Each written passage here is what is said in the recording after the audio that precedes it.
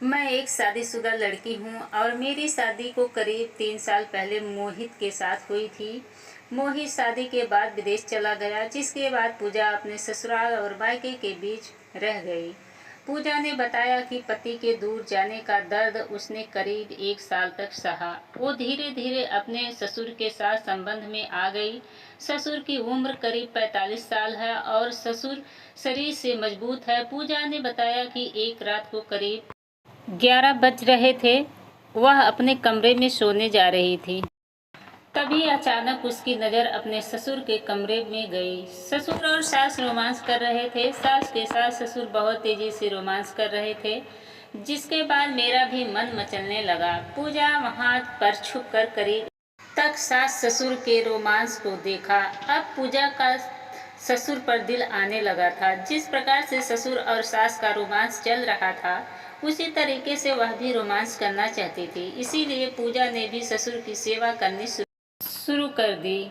2-4 दिन ही बीते थे कि वह बाथरूम से नहाकर निकल रही थी तो सामने ससुर आ गया। डर के मारे उसके हाथ से साड़ी का पल्लू छूट गया और उसका पूरा फिगर दिखने लगा। अब तो पूजा ससुर के कमरे में जाकर पैर दबाने के बहाने ऊपर तक ससुर को सहलाने लगी। धीरे धीरे ससुर के भी अरमान जागने लगे। ससुर ने भी बहू की नीयत को भांप लिया था। ससुर के दबाते वक्त पूजा अपनी साड़ी का पल्लू सरका देती थी, जिसके बाद तो गोरे बदन के दर्शन ससुर आराम से कर लेता था।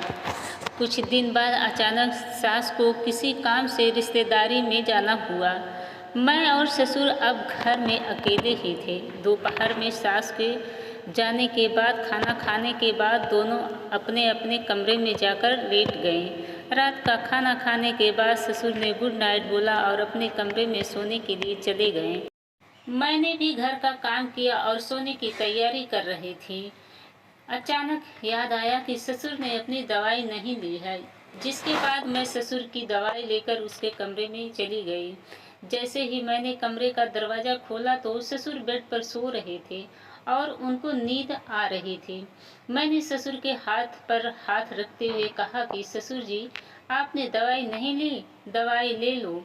इतना कहते ही ससुर खड़ा हो गया और मैं भी पास में बैठकर उनके पैर दबाने लगी। उन्होंने दवाई ली और फिर बेड के तकिए लगाकर आधे लेट गए। मैं बेड पर बैठकर उनके पैर दबा रही थी।